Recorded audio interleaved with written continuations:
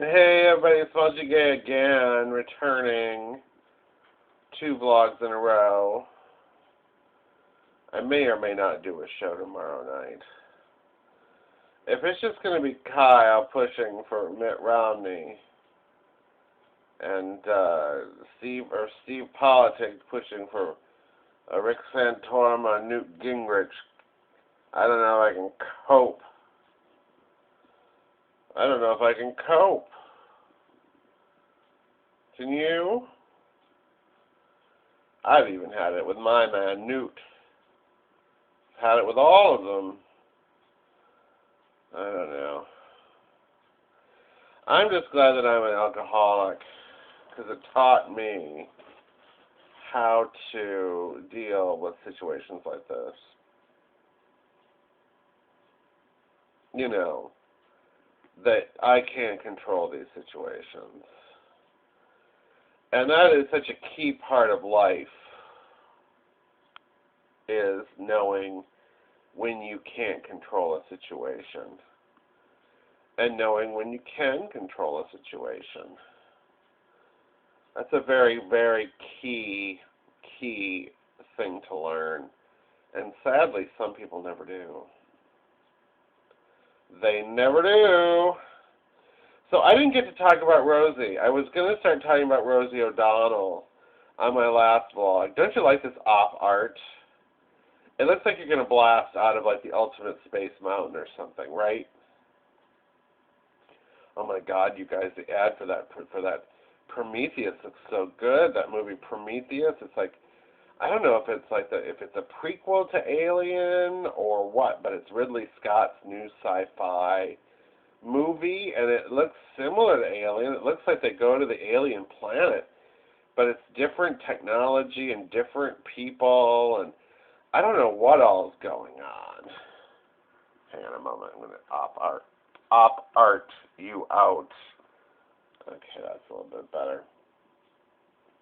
That looks incredible. That picture is coming out, I think, in June. I can't wait. Oh, and here's something else I haven't talked to you about. The new Dark Shadows movie looks like it, how shall I say, sucks. Okay, there's a lot of errors there. There's a lot of wrongdoing there, okay? It's a parody of a television show very few people have seen. It looks like they're trying to do, like, the Brady Bunch movie. Remember that movie in the 90s, the Brady Bunch movie? But that was, the Brady Bunch everybody has seen. So that can be parodied. It's like parodying Cheers or, Friends or one of these programs that everybody has seen an episode of. But Dark Shadows is a cult show. And I know a lot of the Dark Shadows fans that were hoping that this would be a relaunch of the show, and instead it's really stupid. It's really stupid. It's like a man from 1780 comes to 1972, which by the year was, I think, the year Dark Shadows was canceled, so it's not part of the original atmosphere. And it's 1972, but they're playing late 70s disco. There's no attempt at any kind of reality whatsoever. With Barnabas confused that there are people on the television, little people inside the television. It's just so stupid. So stupid. They're like bad jokes from Bewitched when Samantha brought Ben Franklin back. That kind of dumb thing, like, how can this vehicle be moving without a horse for 2 hours? Give me a break. Gosh, what a disappointment. And everyone was hoping that this would be a new kind of spellbinding, chilling Gothic, tale. And instead, it's just more of the same garbage that they keep serving up.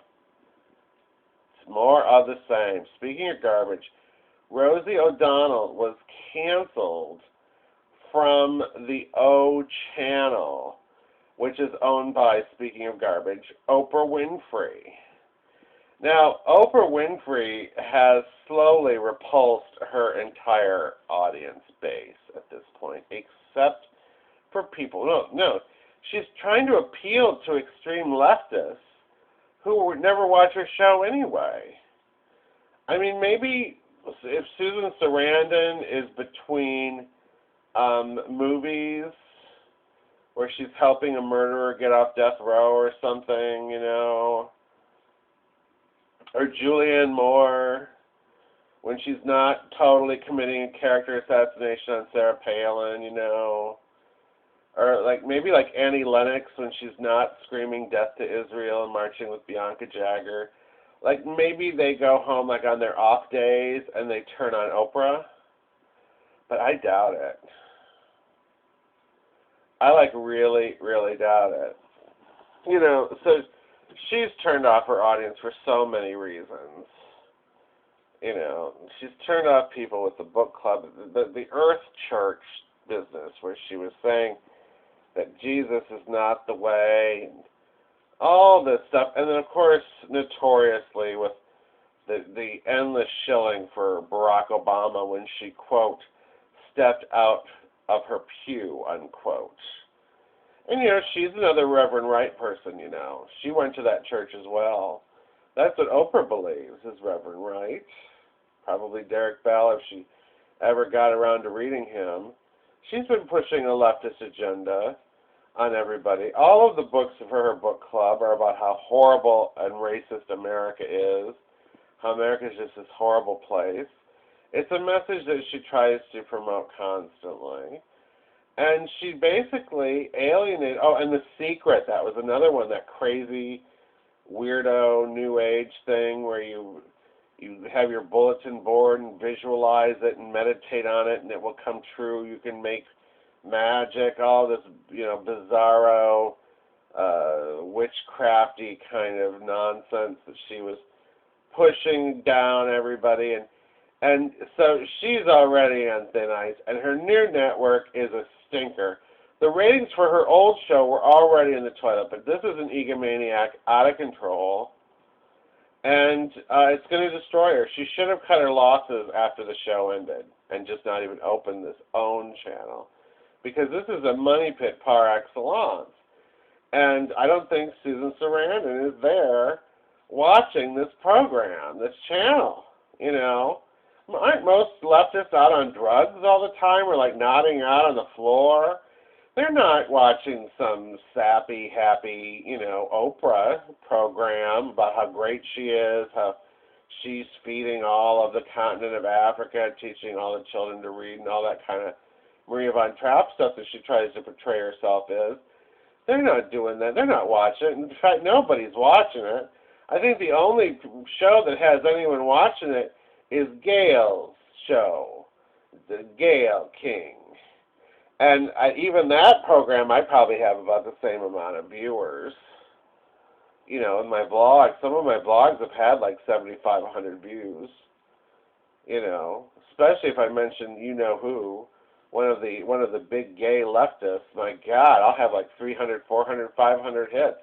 That's definitely more than ever watched Gayle King.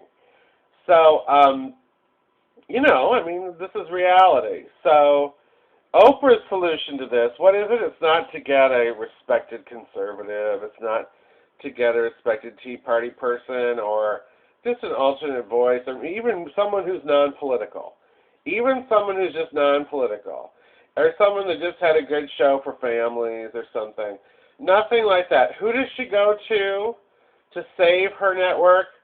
None other than the Queen of Nice, quote unquote. Rosie, the Riveted. And, I don't know if she had to grow her hair back this time. Remember when the war broke out and suddenly Rosie came out of retirement and we saw the real Rosie? She had like a